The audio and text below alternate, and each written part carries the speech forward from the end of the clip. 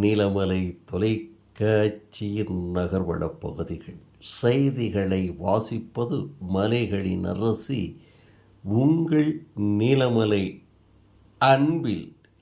இன்றைய நகர்வள பகுதியில் நாம் பார்க்க இருப்பது திரைப்படத்தினுடைய செய்திகளை நமது சிறப்பு செய்தியாளர் ஆசா அமீத் அவர்கள் சென்னை ரவி அவர்களோடு இணைந்து ஒரு அற்புதமான நிகழ்வுகளை நினைவுபடுத்தியிருக்கிறார். இராணுவத்திலே பணியாற்றுகின்ற இராணுவ வீரர்கள் அதில் பணியாற்றுகின்ற போது ஏதாவது விபத்து ஏற்பட்டு விட்டாலோ, குண்டு பாய்ந்து விட்டாலோ, காயங்கள் ஏற்படுத்தி விட்டாலோ, அந்த இராணுவத்திலே இருக்கின்ற மருத்துவர்கள் அந்த குழுக்கள் என்ன முடிவெடுக்கிறார்களோ அந்த முடிவுதான் இறுதியான முடிவாக இருக்கும். அப்படிப்பட்ட ஒரு காலகட்டத்தில் அன்றைக்கு இந்திய நாட்டினுடைய பிரதமராக பண்டிட் ஜவஹர்லால் நேரு, மனிதர்களில் மாணிக்கம், ரோஜாவின் ராஜா என்றெல்லாம் வர்ணிக்கப்பட்ட ஜவஹர்லால் நேரு அவர்களுடைய நேர்மையையும் மனிதாபிமானத்தையும் எடுத்து காட்டுகின்ற ஒரு செய்தியாக இன்றைக்கு நமக்கு தந்திருக்கிறார்கள். நேரு அவர்கள் பிரதமராக இருக்கின்ற காலகட்டத்திலே இராணுவ மருத்துவமனையிலே பாதிக்கப்பட்டு சிகிச்சை பெற்று வருகின்ற இராணுவ வீரர்களை சந்திக்க வேண்டும் என்பதற்காக அந்த இராணுவ மருத்துவமனைக்கு பண்டிட் ஜவஹர்லால் நேரு அவர்கள் செல்லுகிறார்கள். செல்லுகின்ற போது அவர் பார்வையிடுவார். அதில் அங்கே மருத்துவமனையிலே அனுமதிக்கப்பட்டிருக்கின்ற இராணுவ வீரர்கள் பாரத பிரதமரிடம் எந்த குறைகளையும் எதையும் சொல்லக்கூடாது என்று இராணுவ அதிகாரி ஏற்கனவே உத்தரவிட்டிருப்பார்களாம். அப்படி உத்தரவை மீறுகின்றவர்கள் மீது நடவடிக்கை எடுக்கப்படும் என்று சொல்லப்படுகிறது. அப்படி இருக்கின்ற நிலையில் ஒவ்வொருவரையாக பாரத பிரதமர் பண்டிட் ஜவஹர்லால் நேரு அவர்கள் பார்த்துவிட்டு வருகிறார். அதில் 28 வயதே ஆன ஒரு இளைஞன் பாரத பிரதமர்கள் செல்லுகின்ற போது பார்க்கின்ற போது, உங்களிடம் நான் கொஞ்சம் பேச வேண்டும் என்று துணிச்சலாக சொல்லுகிறார். அங்கே இராணுவ அதிகாரிகளெல்லாம் அவரை தடுக்கிறார்கள், பேசக்கூடாது என்று சொல்லுகிறார்கள். ஆனால் மனிதர்கள் மாணிக்கம் பண்டிட் ஜவஹர்லால் நேரு அவர்கள் அவர் பேசட்டும், அவருடைய குறைகளை சொல்லட்டும் என்று கேட்கிறார்.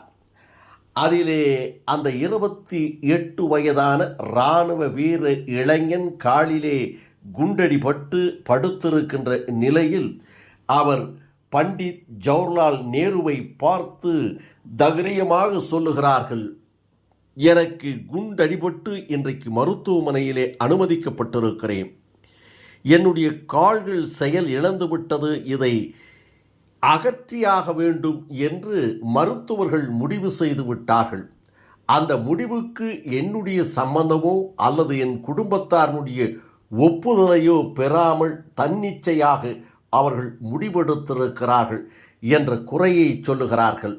அந்த நேரத்தில் பண்டிட் ஜவஹர்லால் நேரு அவர்கள் அவரிடத்திலே எந்த பதிலையும் சொல்லாமல் தன்னுடைய அலுவலகத்திற்கு நேரடியாக சென்று அங்கே ஒரு உத்தரவை போடுகிறார்.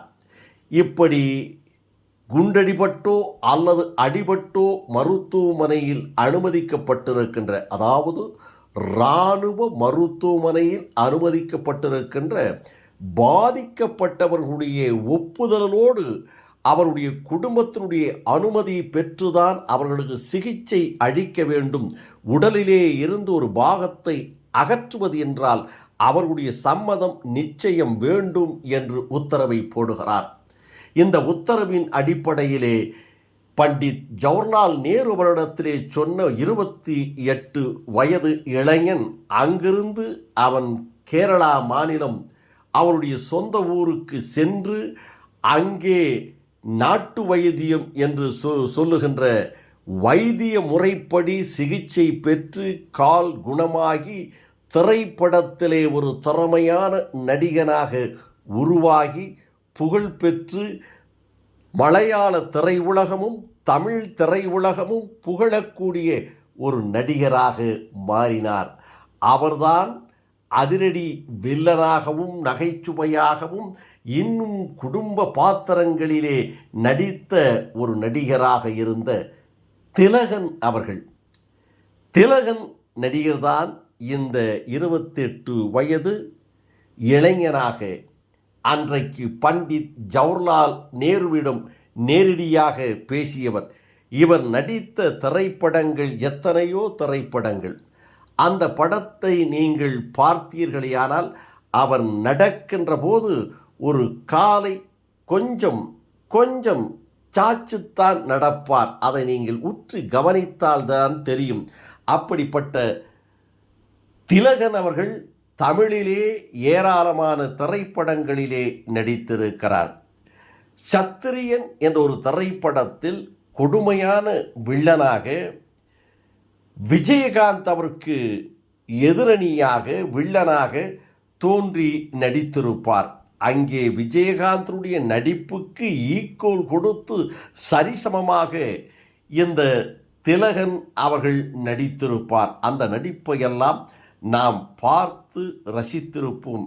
இப்படி ஏராளமான தமிழ் படங்களிலும் மலையாள படங்களிலும் ஏன் இந்தி திரைப்படங்களில் கூட நடித்த அந்த திலகன் என்ற நடிகர்தான் அன்றைக்கு பண்டித் ஜவஹர்லால் நேருவிடம் நேரடியாக பேசி சிகிச்சை அளிக்கின்ற போது அங்கே அனுமதிக்கப்பட்டிருக்கின்ற நோயாளிகளுடைய அனுமதியை இராணுவ மருத்துவமனையாக இருந்தாலும் அனுமதி பெற வேண்டும் என்று பண்டித் ஜவஹர்லால் நேருவுடைய உத்தரவை பெற்ற ஒரு நடிகர், புகழ் பெற்றவராக பின் விளங்கினார் என்று நமது நகர்வள பகுதிக்கு நமது செய்தியாளர் ஆசா அமீத் அவர்கள் சென்னை ரவியோடு இணைந்து இந்த அற்புதமான தகவலை தந்திருக்கிறார். இதை திரைப்படத்தையும் அந்த காட்சிகளையும் பண்டித் ஜவஹர்லால் நேரு அவர்களுடைய புகைப்படங்களையும் அவரையும் மருத்துவமனையும் காண்பித்து இந்த இராணுவ மருத்துவமனையை போன்ற அமைப்பையும் காண்பித்து நமக்கு ஒரு செய்தி வடிவமாக அழகாக தந்திருப்பது நமது செய்தியாளர் ஒளிப்பதிவாளர் எடிட்டர் பிரசாத் அவர்கள் என்று தெரிவித்து, பிரசாத் அவர்களோடும் ஷாகுல் அமீது அவர்களோடும் ஆஷா அமீத் அவர்களோடும் ரவி அவர்களோடும் வணக்கம் கூறி விடைபெறுவது என்றென்றும் உங்கள் நீலமலை அன்பில்